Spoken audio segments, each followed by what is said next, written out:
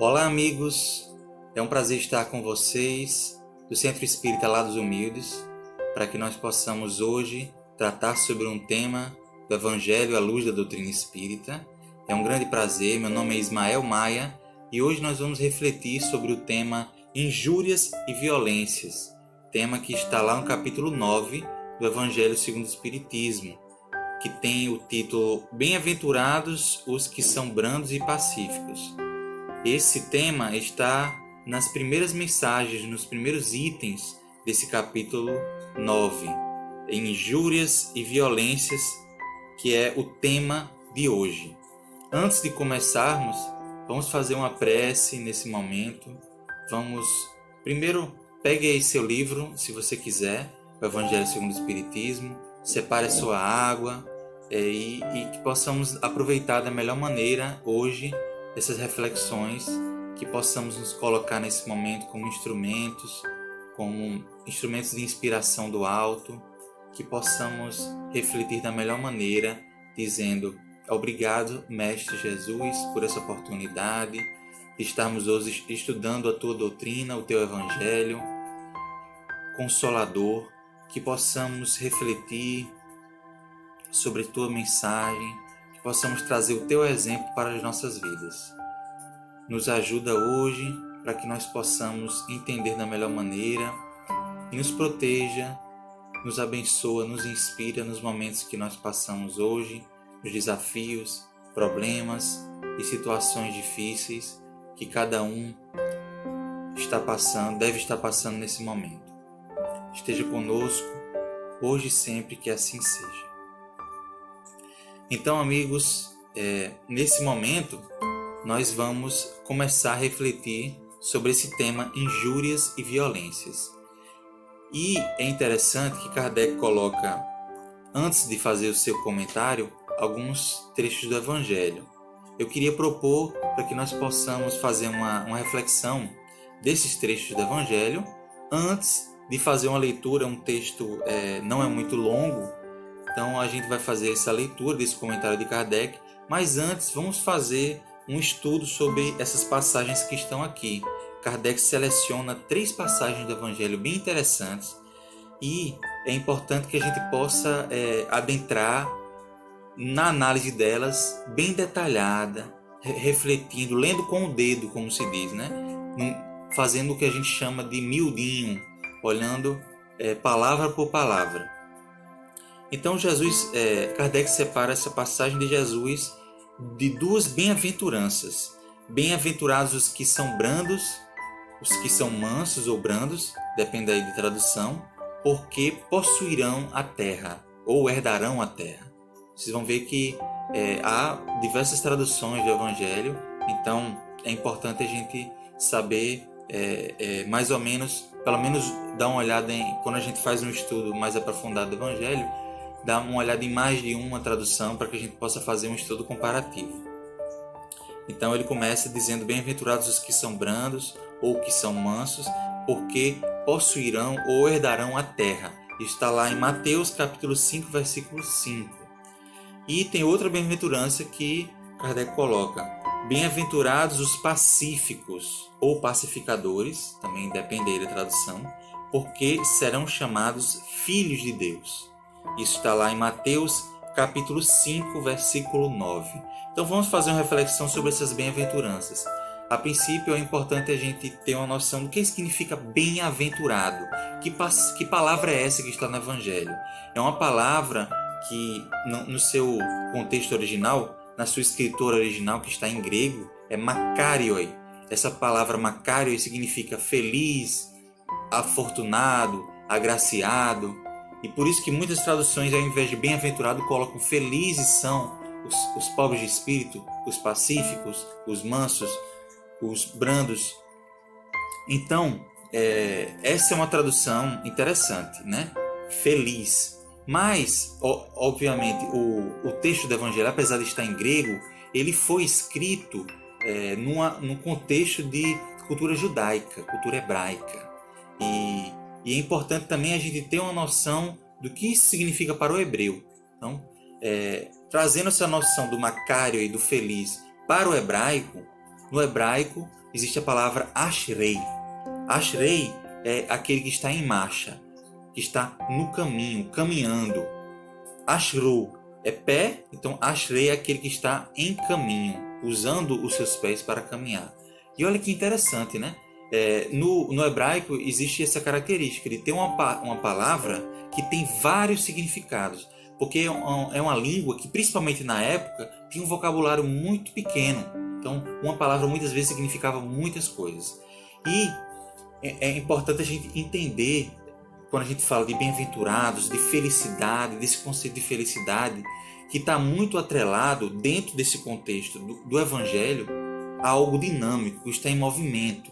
Felicidade não é um estado em que se chega lá para parar, para ficar inerte, né? Ficar cristalizado.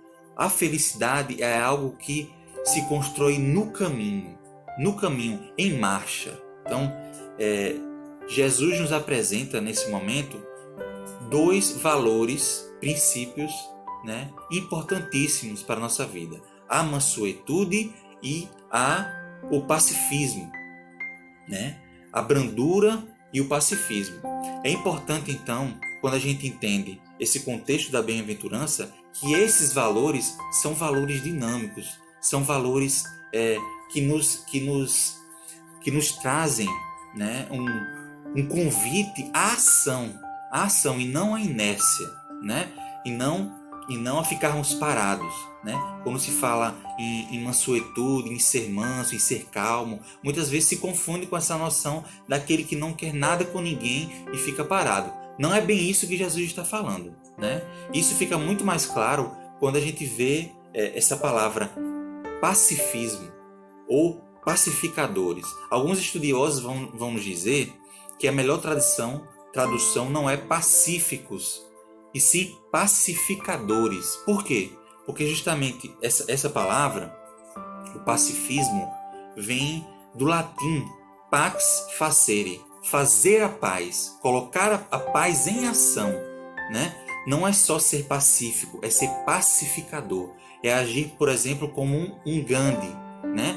Que além de buscar instituir a cultura da paz, ele promovia ações em prol da paz. Então, aqui o Evangelho nos coloca na posição daquele que faz atitudes e não daquele que é omisso, né? A omissão, segundo inclusive a própria doutrina espírita, é um mal por si só. Não fazer o bem já é um mal por si só. Então, pacificadores seria a melhor tradução. Vamos continuar fazendo a reflexão sobre o outro trecho que Kardec separa do Evangelho. Jesus diz o seguinte: sabeis o que foi dito aos antigos, ou ouviste o que foi dito aos antigos. Não matareis, e quem quer que mate, merecerá ser condenado pelo juízo. Eu, porém, vos digo que quem quer que se puser em cólera contra seu irmão, merecerá ser condenado no juízo. Que aquele que disser a seu irmão raca, merecerá ser condenado pelo conselho. E aquele que lhe disser és louco, merecerá ser condenado ao fogo do inferno. Olha, aqui é importantíssimo que a gente faça uma análise de cultura, de história, de concepção desses simbolismos que são colocados aqui na passagem, que são muito característicos da cultura hebraica, porque se nós trouxermos para o nosso contexto sem esse cuidado, nós vamos provavelmente correr o risco de cair em interpretações ao pé da letra, interpretações equivocadas, que vão considerar apenas o sentido das palavras nos dias de hoje e fora desse contexto judaico. Então é interessante. Veja só, primeiro Jesus diz: ouviste o que foi dito, ou sabeis o que foi dito. O que é que Jesus está dizendo aqui? Ouviste o que foi dito. Primeiro, ele está se referindo aqui à tradição oral. Veja só, ele diz: ouviste o que foi dito e não leste o que foi escrito. Jesus inclusive já havia dito que não veio para destruir a lei. Ele está ele está aqui se contrapondo não à lei da Torá, né, de Moisés. Ele está, na verdade, preenchendo, acrescentando, né? E falando e criticando principalmente as interpretações equivocadas da tradição oral. Por isso que ele fala, ouviste o que foi dito, né? E não lestes o que foi escrito na lei da Torá. A lei da Torá é muito clara. O problema está nas interpretações dos homens em relação a essa lei, que é uma lei que tem sua natureza divina. Então, só aí já encontramos uma importante lição, né? Que Jesus está dizendo aqui, não veio destruir a lei, assim como a doutrina espírita também se coloca nessa posição, daquele que acrescenta, né? Jesus não ataca os preceitos judaicos, ele os expande, né? Então, ele não disse, lestes o que foi dito, e sim, ouvistes o que foi dito. E aí ele ataca essas interpretações equivocadas. Vejamos só. E ele relembra de um desses preceitos que está lá nos mandamentos. Não matareis. Não matará. Né? Não matará já é algo, naquela época, que eram de pessoas bem rudes, já era algo importante, um preceito importantíssimo, do respeito à vida, do respeito à existência do próximo. Mas Jesus, né, expande esse conceito. Não só o ser humano, não só a criatura deve obedecer esse princípio de não matar, mas também nem sequer se encolerizar, se irar, né? Nutrir em si um sentimento de ira, de ódio. Né? Então ele continua dizendo, eu, porém, vos digo que quem quer que se puser em cólera contra seu irmão merecerá ser condenado no juízo. O que é que Jesus está se referindo aqui em relação a isso? Aquela atitude que ainda sequer foi expressa, né? Jesus está criticando aqui o homicídio não só material, mas o homicídio moral, né? Aquela violência que ela é colocada no plano interno, da cólera, da ira. É um movimento interno que não se exterioriza, né? É aquele pensamento negativo que nós não externamos, ao menos não externamos, já é um avanço, mas que já é por si só maléfico, né? É ruim, inclusive, para o próprio organismo, né? Isso vai se incrustando, inclusive, esse sentimento, né, alimentado no campo mental, né, vai envolvendo, né, o próprio perispírito e podendo resultar, inclusive, posteriormente, em problemas de saúde física, né? Problemas no intestino, problemas no coração, né? São problemas que podem estar relacionados com esse campo do sentimento.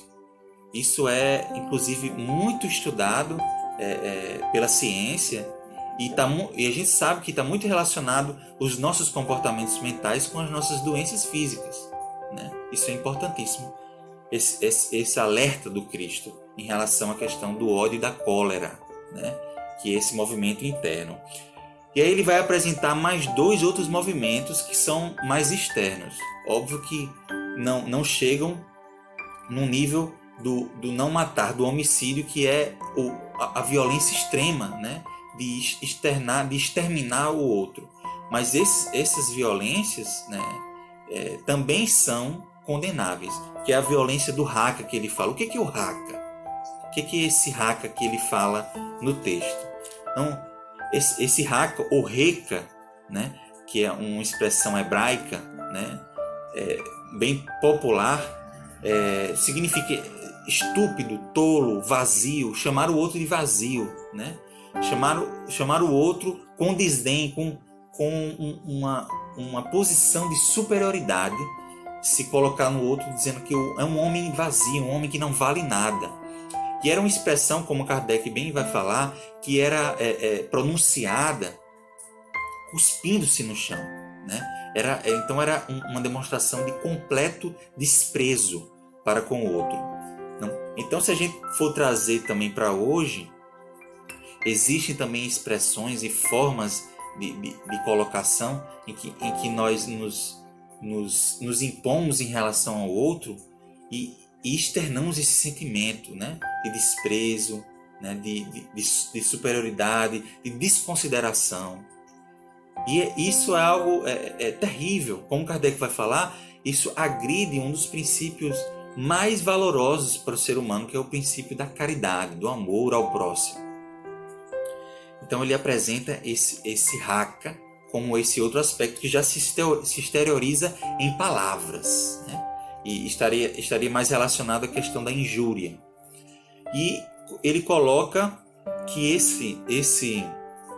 essa raca seria julgada pelo conselho, né? ou pelo juízo, ou pelo sinédrio. Sinédrio era, na verdade, o conjunto ali de doutores da lei, na verdade o tribunal dos judeus, que envolvia muita parte jurídica, mas também religiosa misturada, e era chamado de sinédrio.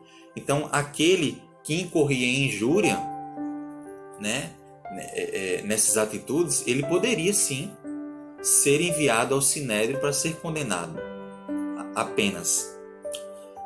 E para encerrar essa parte do trecho do Evangelho, Jesus termina falando sobre esse outro xingamento, essa outra postura, que é chamar o outro de louco, de maluco, né? Também numa posição de desconsideração. Mas aqui ele nos acrescenta e nos adverte sobre o perigo da calúnia, né? De desconsiderar e de acusar o outro, né? De estigmatizar alguém perante toda uma coletividade, né? Enquanto a raca muitas vezes era uma ofensa mais pessoal, uma injúria, esse chamamento aqui de louco, de maluco, Jesus está aqui se referindo ao desprezo público, né? Além de se colocar nessa posição de xingamento, de perseguição, né? De realmente correr para estigmatizar alguém. E aí ele coloca como punição o fogo do inferno. Olha só que expressão. É importante a gente refletir sobre essa expressão forte e uma expressão bem rígida do Cristo, para que nós possamos entender o espírito da letra, né? E que a gente possa entender que essa é uma figura que foi, durante muitos séculos, durante um tempo enorme de estudo do Evangelho, mal interpretada. Essa figura criada do inferno. Na verdade, no texto dessa passagem, não está lá inferno, está lá Geena do fogo. Geena do fogo. O que é Geena? Geena era uma região que existe até hoje, lá na Palestina, que era conhecido como Vale do Rinom. Era um local onde ocorriam sacrifícios, né? Onde se adorava um deus chamado Moloque, e eram oferecidos sacrifícios humanos, inclusive lá. Um lugar que significava, né, profundo sofrimento. Então Jesus está usando aqui essa figura que era muito característica na época, que não era um lugar físico só, era um lugar físico que representava uma posição de sofrimento, né, de culpa. Então isso que representava o Vale do Rinom, que era essa região lá, que depois virou até um lixão, depois voltou a ser um lugar de sacrifícios, né? E era um lugar bem representativo para essa noção de sofrimento, principalmente de sofrimento após a morte. Então, é importante que a gente tenha essa noção do que é essa Geena para os judeus, né? Porque não é bem a noção que foi trazida posteriormente, séculos depois, de inferno. Primeiro que Geena é uma concepção hebraica, que foi traduzida para o grego, porque o Evangelho foi escrito no grego, como Hades. E Hades já é uma coisa completamente diferente também. Hades é o submundo, o mundo inferior, né? Para quem conhece de mitologia vai saber. É o mundo que é liderado, onde habita o deus Hades, ele que lidera esse submundo. Deus Hades ou Deus Plutão, que é o correspondente ao Hades na mitologia romana. Então era um conceito bem mitológico mesmo, de mitologia grega, mitologia romana. Não tinha nada a ver com cultura hebraica, né? Isso foi algo que foi misturado depois, noções que foram confundidas. E isso, infelizmente, depois foi sendo construído essa noção de inferno. O que é inferno? Inferno já é uma concepção do latim, infernus, né? Uma palavra, um advérbio de lugar que significa embaixo, né? Justamente correspondendo ao Hades, que era o submundo, o mundo que estava embaixo do mundo terreno. E isso, na verdade, não tem nada a ver com o que Jesus está falando aqui, né? Jesus está falando de um lugar de sofrimento em que é colocado um lugar de culpa, né? Na verdade, a maior punição é a punição da consciência, né? Então, esse que ofende, que despreza, que persegue, né? Quando se arrepende e recai em consciência, muitas vezes o nosso maior juiz, o nosso maior julgador é a nossa própria consciência e a nossa própria culpa, a nossa própria condição. Então, Jesus está falando aqui dessa condição perigosa, esse campo mental de um sofrimento daquele que alimenta o ódio no seu coração. E nós devemos ter cuidado com essa postura, né? Então, preciso ficar claro, né, que dentro da noção evangélica e à luz da doutrina espírita, não existe esse lugar do inferno. Na verdade, um campo mental que nós construímos internamente. Importantíssimo que isso seja dito. Então, agora vamos finalmente entrar no trecho, no comentário de Kardec, que é bem direto, é bem lógico, bem racional, interessantíssimo. Vamos ver o que Kardec diz. Por estas máximas, Jesus faz da brandura, da moderação, da mansuetude, da afabilidade e da doçura uma lei, né? Então, são leis, são preceitos, são valores que Jesus coloca aqui como condições para a evolução humana. A brandura, a mansuetude, né? Que nós possamos construir dentro de nós essas noções da suavidade, da gentileza, né? Tem tudo a ver com essa noção de mansidão, de pacifismo que aqui é colocada. Condena, por conseguinte, a violência, a cólera e até toda expressão descortês com os semelhantes. Raca, entre os hebreus, era um termo desdenhoso, que significava homem que não vale nada, e se pronunciava cuspindo e virando a cabeça para o lado. Vai mesmo longe, Jesus, pois ameaça com o fogo do inferno aquele que disser a seu irmão, és louco.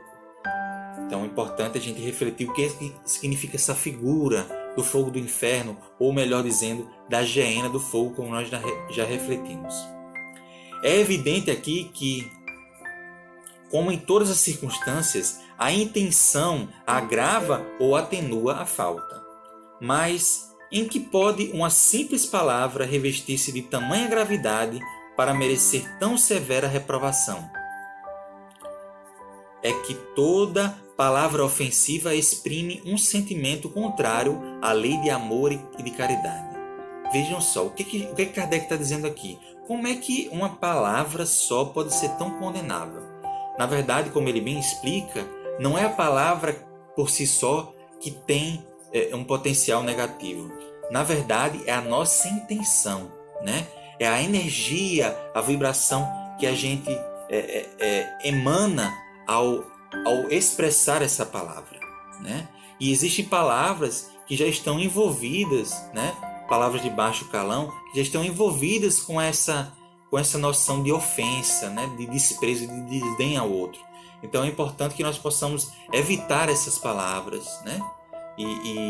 Mas principalmente cuidar das nossas intenções, porque justamente exprime esses sentimentos, como Kardec coloca aqui, que são contrários à lei de amor e de caridade, que deve presidir as relações entre os homens e manter entre eles a concórdia e a união.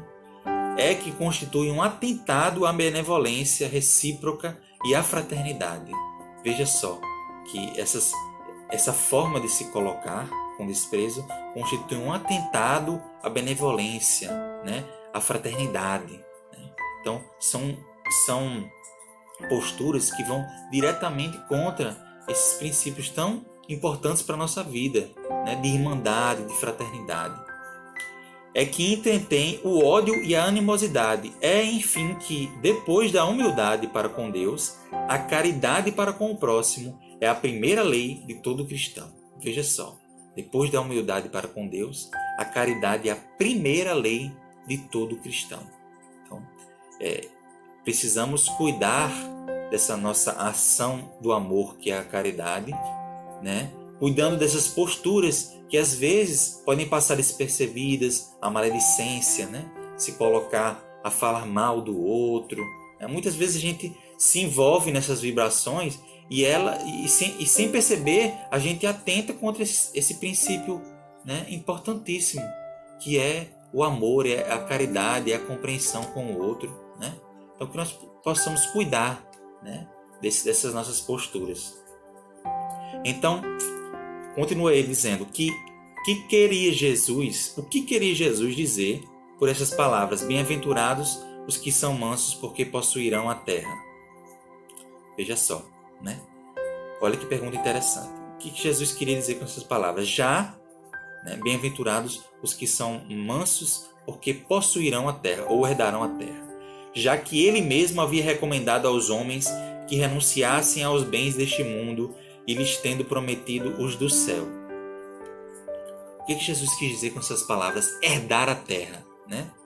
Jesus não está falando aqui de herdar a terra no conceito puramente material, né?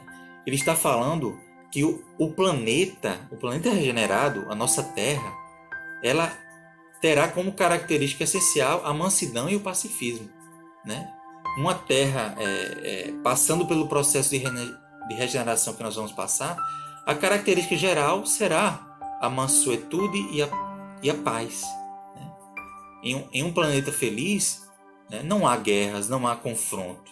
Então, é importante que a gente cuide desses nossos valores, porque não vai haver mais lugar para isso. Né? Quem vai herdar a terra, quem ficará nesse plano aqui, quem vai possuir e quem vai merecer a oportunidade de continuar se burilando aqui nesse ambiente são os mansos e são os pacíficos. Né? Então, o planeta no futuro regenerado será manso, será pacífico. É isso que Jesus está dizendo aqui. Né? E ele continua dizendo justamente isso. Enquanto aguarda os bens do céu, o homem tem necessidade dos da terra para viver. Jesus apenas lhe recomenda que não ligue a estes últimos, os bens da terra, mais importância do que os primeiros, os bens espirituais. Então, por aquelas palavras, o Cristo quis dizer que até agora os bens da terra são tomados à força pelos violentos, em prejuízo dos que são mansos e pacíficos, que a este falta muitas vezes o necessário, ao passo que outros têm o supérfluo. Então, no futuro, a característica vai ser isso, um mundo onde os recursos são repartidos de maneira mais justa, né? Sem confronto, sem briga. Né? Por que nós brigamos ainda? Nós somos irmãos nesse planeta. Promete Jesus que justiça lhe será feita, assim na terra como nos céus. Né? Porquanto serão chamados filhos de Deus. O que Jesus quis dizer com filhos de Deus? Né? Esses pacíficos, esses pacificadores que serão chamados de filhos de Deus, denotam uma proximidade com o Pai. Né? Filho de Deus é o quê? Aquele que está próximo ao Pai, aquele que reflete as qualidades do seu Criador. Né? Essa postura filial, aquele que segue o exemplo de Deus, que é essa profunda mansidão extrema, paz extrema, pacificação extrema. Então, quando a humanidade se submeter à lei de amor e de caridade, deixará de haver egoísmo. O fraco e o pacífico já não serão explorados, nem esmagados pelo forte e pelo violento. Tal será a condição da terra, quando, de acordo com a lei do progresso e a promessa de Jesus, ela se houver transformado em um mundo feliz, em virtude do afastamento dos maus. Então, meus amigos, essa é a mensagem que nós queremos dar hoje, uma mensagem de esperança. né, que Jesus nos passa aqui, de esperança de que o mundo regenerado está a caminho. Estamos passando por momentos de provas, né, momentos em que estamos passando por uma situação no mundo inteiro em que nós nos relacionamos, nós estamos enfrentando um mal invisível, né, que é o vírus, que surge como uma oportunidade, né, como uma esperança de renovação. Então, que possamos enxergar nessa mensagem do Cristo uma oportunidade para rever as nossas posturas de violência, de injúrias, de calúnias, né, de desprezo, né? E isso principalmente agora no contexto das redes sociais, da internet, né, dessas ferramentas da tecnologia que existem hoje. Muita paz para todos, né, que possamos refletir cada vez mais sobre essa mensagem consoladora. Um grande abraço.